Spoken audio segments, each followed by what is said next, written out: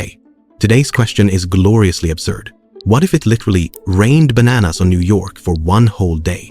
Not meteor showers of fruit, a steady banana downpour. Let's do the useful thing. Turn the joke into numbers and then panic tastefully. First, a banana primer. A medium banana weighs about 118 grams and is roughly 18-20 centimeters long. It's mostly water over 80% by weight, so it behaves a lot like a soft, slippery little water balloon when it hits. Those numbers let us convert bananas per square meter into real mass and volume so we can estimate mess, damage, and nuisance. Okay, pick an intensity so we stop talking in metaphors. A light banana rain. 1 banana per m squared. That's 1 banana on every square meter of pavement. Moderate, 10 bananas per m squared. Heavy, 100 bananas per mess quadrat, an actual banana avalanche. For Manhattan-style sidewalks about 3-4 meters wide, a heavy rain gives dozens of bananas across a short block, instantly slippery, instantly gross, and heavy in total mass. What happens on impact?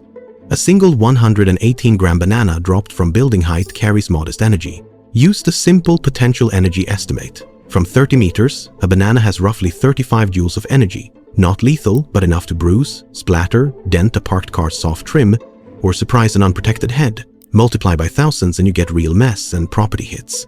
Fruit bruising studies show drop height and weight directly drive damage, so expect smashed fruit, pulp slicks, and sticky streets. And then there's the peel. Banana peels are actually very slippery on smooth floors.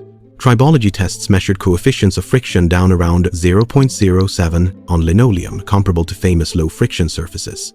That's why the banana peel gag works in cartoons and on actual wet tile. With hundreds of peels on sidewalks, slip risk for pedestrians and bikes skyrockets. On polished subway platforms, it becomes chaotic. Bananas are sugar-rich food waste. If you cover city blocks with fruit, you attract rodents, gulls, raccoons, and insects fast. Landfill and composting research shows food waste is a major pest magnet and methane source if it decays anaerobically. In New York City, waste collection is already a huge operation. Adding tens to hundreds of tons of fresh organic matter in a day would overwhelm pickup schedules and make alleyways into feeding frenzies.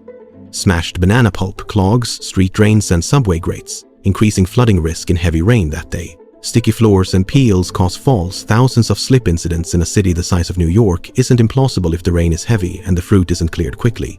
Airports and bridges would face runway and safety delays from fruit on taxiways and roads. Emergency services would be stretched not because people are dying, but because everywhere needs sweeping and sanitizing. Bananas bruised on the street are mostly salvageable for animals, but not for sale. Rapid microbial growth on smashed fruit in warm weather produces yeasts and bacteria. Exposed pulp ferments in hours in summer, turning into a food safety hazard. Composting or controlled collection is the right play, but collecting tons of wet fruit off busy sidewalks is slow and expensive. Supermarkets might have temporary price swings. Surplus fruits on the ground could lower market demand for a day, but store shelves could be disrupted by staffing and cleanup. Tourism would be weirdly affected.